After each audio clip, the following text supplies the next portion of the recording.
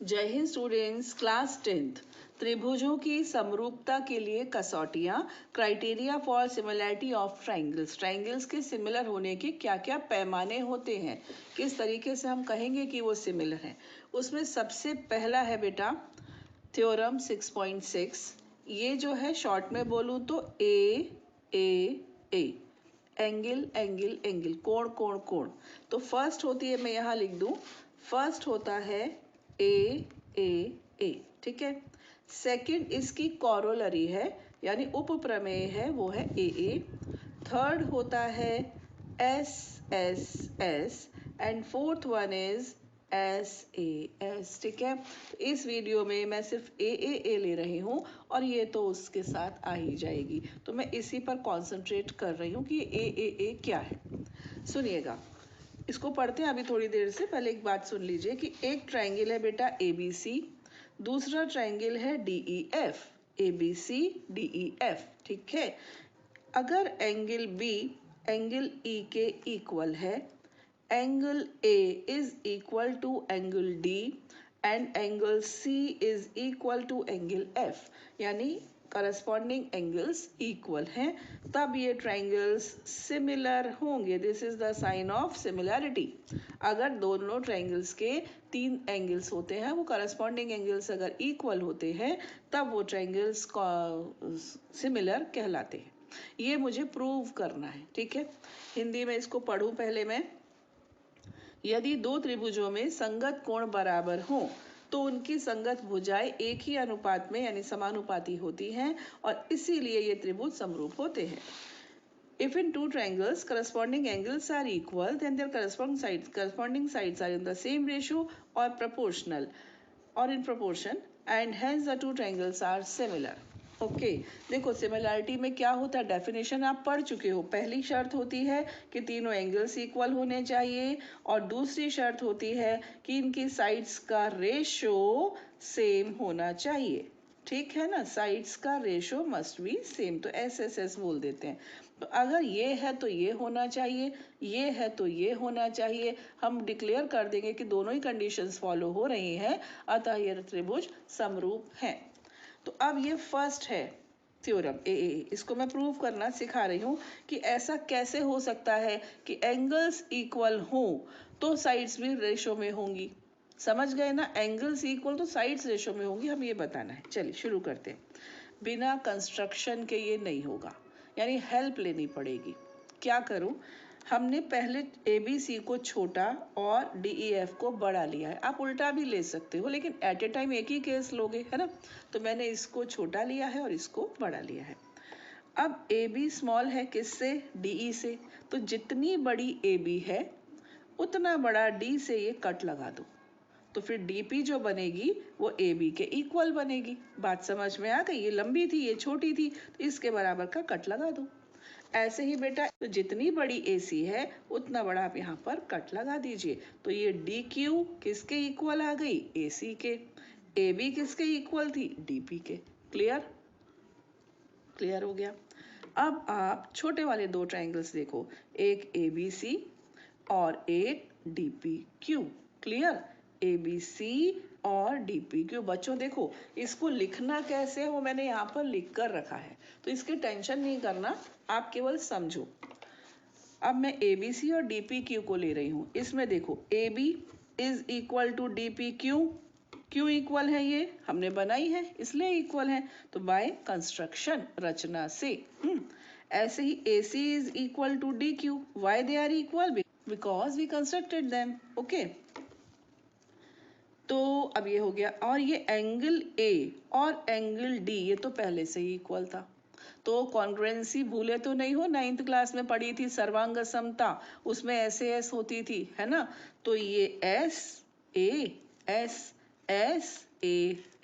इससे क्या नतीजा निकला कि ट्राइंगल ABC कॉन्ग्रुएंट हो गया ट्राइंगल DPQ के, कॉन्ग्रुएंट हो गया, ठीक है। ये इसके कॉन्ग्रुएंट हो गया, यानी सर्वांग सम हो गया, सारे अंग समान। तो हम ये भी कह सकते हैं कि एंगल B एंगल P के इक्वल होना चाहिए क्योंकि ये कॉन्ग्रुएंट है। ऐसे ही एंगल C किसके इक्वल होना चाहिए, एंगल Q के। तो B होना चाहिए P के इक्वल और C होना चाहिए क्यू के इक्वल, लेकिन बी किसके इक्वल था, ई के। तो अब ये जो बी है ये ई के इक्वल था, यही बी पी के भी इक्वल है, इसका मतलब पी और ई भी इक्वल माने जाएंगे, है ना। सिमिलरली सी एंगल क्यू के इक्वल आ गया है, लेकिन पहले ये तो एफ के इक्वल था, यानी कि ये दोनों भी इक्वल। ठीक है, अब अगर मैं इन दोनों साइड्स, इन दोनों लाइंस को देखूं, पी क्यू और ई एफ को, और समझूं कि ये ट्रांसवर्सल है, तो ये दोनों एंगल्स इक्वल, ये दोनों एंगल्स क्या कहलाते हैं, करस्पॉन्डिंग एंगल्स, यानी कि संगत कोण। जब दो रेखाओं को एक तिर्यक रेखा काटे और संगत कोण बराबर हो तो फिर ये दोनों लाइंस पैरेलल यानी समांतर होती हैं।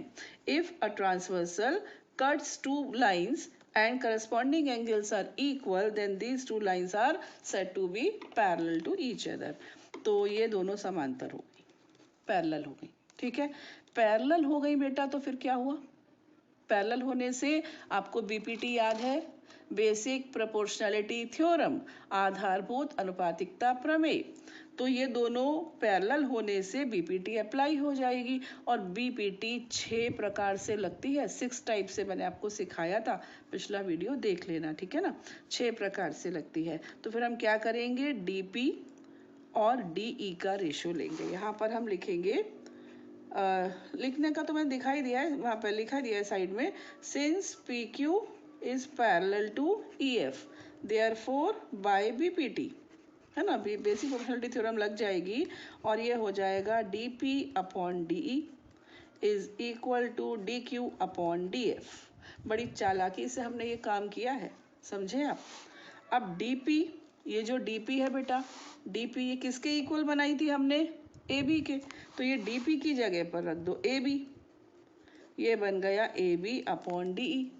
डी क्यू, ये डी क्यू ये किसके इक्वल बनाई थी हमने, ए सी के, तो डी क्यू के प्लेस पर लिख दो ए सी, तो ये बन गया ए सी अपॉन डी एफ। बोलो बच्चों, ये बात क्लियर हो गई। अब मैं अगर इन दो ट्रायंगल्स को देखूं तो ए बी का रेशो डी ई से और ए सी का रेशो डी एफ से लेने पर वो इक्वल आ रहे हैं। दो साइड्स का रेशो की बात तो हो गई, है ना। अब बची तीसरी साइड, यानी कि बी सी और ई एफ का रेशो भी सेम होना चाहिए। तो इसके लिए अभी हमने क्या किया है कि ए बी और ए सी को कट मारा है, ये इसके पैरेलल आई।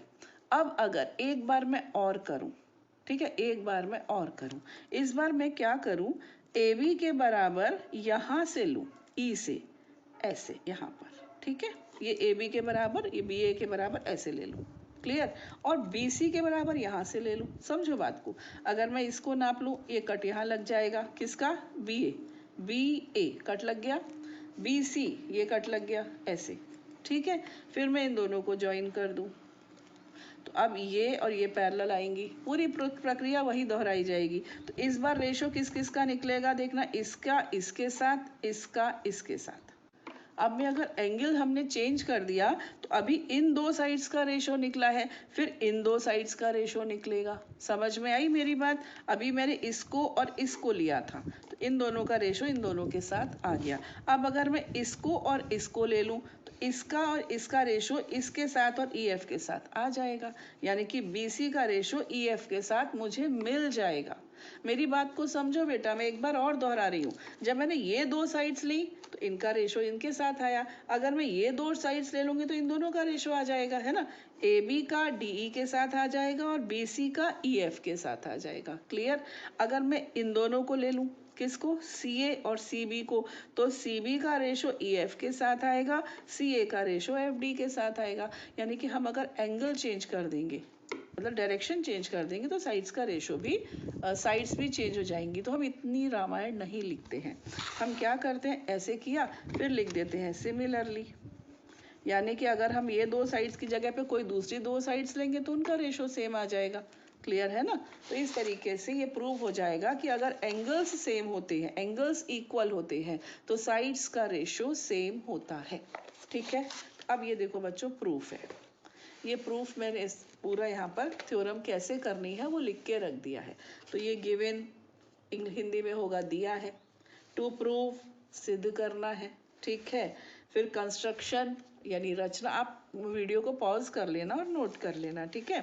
फिर ये प्रूफ, तो प्रूफ ये इंग्लिश में कर दिया बच्चों मैंने, और फिर यहाँ पर हिंदी में। आप स्क्रीनशॉट ले सकते हो, आप वीडियो को रोक कर भी देख सकते हो। अब बस एक बात और, देखो बच्चों, ट्रायंगल के तीनों कोणों का योग 180 होता है, सबको पता है ना। अगर मैं ये मान लूँ कि 3 का नहीं पता लेकिन 2 का पता है, मैंने बोला ए डी के इक्वल है, बी ई के इक्वल है, लेकिन ये नहीं मालूम, तो क्या ये सिमिलर होंगे? यस होंगे। क्यों होंगे? क्योंकि ये दोनों इक्वल हैं आपस में, मतलब ये इसके और ये इसके इक्वल है। तो ये जो आएगा ये कैसे आएगा? 180 माइनस ये दोनों, इन दोनों को जोड़कर 180 में से घटा दो तो ये आ जाएगा। ऐसे ही इन दोनों को जोड़कर 180 में से घटा दो तो ये आ जाएगा। यानी कि 180 में से जो आप घटा रहे हो वो दोनों में इक्वल है, क्योंकि ये इसके इक्वल, ये इसके इक्वल, तो तीसरा वाला एंगल भी ऑटोमेटिकली इक्वल होगा। एग्जाम्पल लेते हैं, ये 40, ठीक है, ये भी 40, ओके, ये 60, ये भी 60, तो 40 प्लस 60 कितना हो गया? 100, तो ये कितना बचा? 80। यहाँ भी 40 प्लस 60 कितना हो गया? 100, तो ये कितना बचा? 80। यानी कहने का मतलब ये है बच्चों कि जब दो एंगल्स भी अगर इक्वल मिल जाए तो तीसरा एंगल ऑटोमेटिकली इक्वल होता है। यानी कि अगर ए है तो ए का भी अस्तित्व है। तो एंगल कॉरोलरी यानी कोण कोण उपप्रमेय भी होती है। समझ में आ गया? बस एक आखिरी चीज और, ये ट्रायंगल है, ठीक है, और ये ट्रायंगल है, ये ABC है, ये PQR है। क्लियर? अब देखना, एंगल A एंगल Q के इक्वल है। अब की बार A P के इक्वल नहीं है, A किसके इक्वल है? Q, इसको मैं 1 बोल देती हूँ, इसको भी 1 बोल देती हूँ, ठीक है।